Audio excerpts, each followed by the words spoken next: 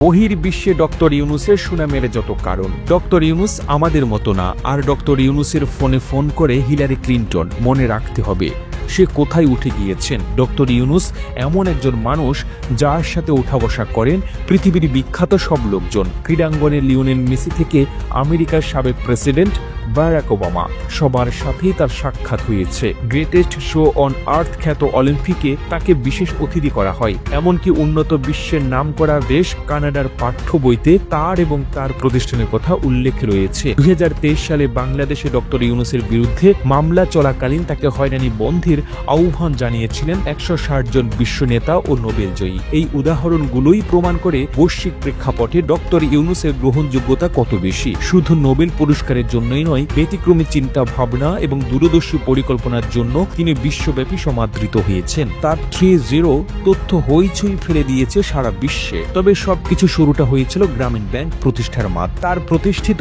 এই ব্যাংকের মডেল সারা বিশ্বে নতুন মাইলফলক সৃষ্টি করে। গ্রামীণ ব্যাংক মূলত ভূমিহীন এবং দরিদ্র নারীদের ঋণের মাধ্যমে তাদের কর্মসংস্থানের সৃষ্টি করে। সেই ঋণের টাকা দিয়ে অনেক হতদরিদ্র সচ্ছল হয়েছে, কেউ বা পেয়েছে জীবিকার মাধ্যম। ক্ষুদ্র ঋণের পাশাপাশি গ্রামীণ ব্যাংক গৃহঋণ, মৎস্য খামার এবং সেচ প্রকল্প সহ অন্যান্য খাতে ঋণ দিয়ে থাকে। চট্টগ্রামের প্রত্যন্ত অঞ্চলে প্রতিষ্ঠিত এই ব্যাংকটি এখন বিশ্বব্যাপী পরিচিতি পেয়েছে। বর্তমানে বিশ্বের উন্নত অনেক দেশ গ্রামীণ ব্যাংকের মডেল ব্যবহার করছে।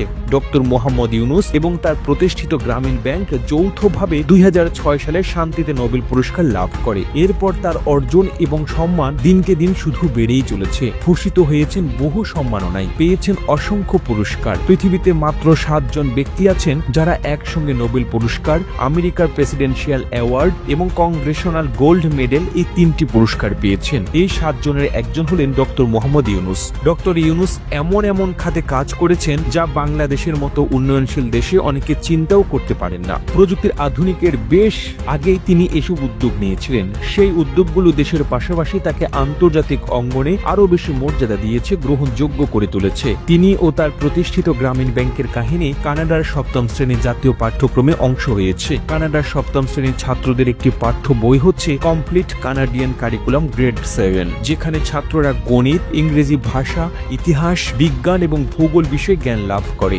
2018 সালে ডক্টর ইউনূস ও গ্রামীণ ব্যাংকের কাহিনী সেখানকার ইংরেজি পাঠ্য বইতে সন্নিবেশিত হয়। আন্তর্জাতিক অঙ্গনে তার এত গ্রহণযোগ্যতার আরেকটি কারণ হলো আলোচিত 3.0 তথ্য। 3.0 তথ্য অনুযায়ী পৃথিবীকে বসবাস উপযোগী গড়ে তুলতে হলে আমাদের মাত্র 3টি শূন্য অর্জন করতে হবে। সেগুলো হলো শূন্য দারিদ্র্য, শূন্য বেকারত্ব এবং শূন্য কার্বন নিঃসরণ। এটি শুধু একটি তথ্যই নয়, বরং বর্তমান বিশ্বের নিরেট বাস্তবতা, যা ডক্টর ইউনূস বহু আগে বুঝতে পেরেছিলেন। এই তথ্যের উপর ভিত্তি করেই ফ্রান্স 2016 সালে অলিম্পিক গেমস আয়োজনের আবেদন জানিয়েছিল।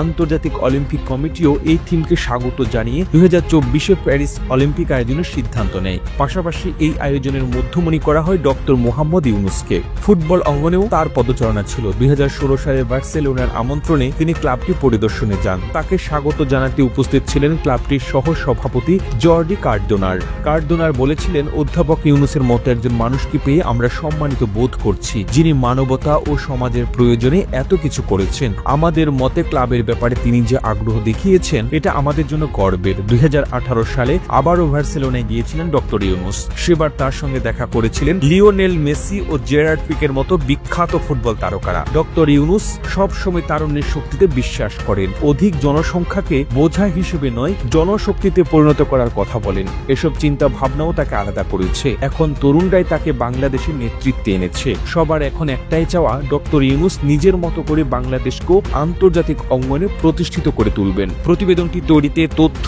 ও উপাত্তের সাহায্য নেওয়া হয়েছে পেরিস্কোপ ভিডিওস নামক ফেসবুক পেজ থেকে। আর এতক্ষণ আপনারা সঙ্গে ছিলেন বিশ্ব বাংলার। সেই সঙ্গে আপনি বাংলাদেশের কোন জেলা থেকে এই ভিডিওটি দেখছেন আমাদের কমেন্ট করে জানান। আমরা পরবর্তী ভিডিওতে আপনাকে ধন্যবাদ জানাতে ভুলব না। এতক্ষণ বিশ্ব বাংলার সাথে থাকার জন্য অসংখ্য ধন্যবাদ।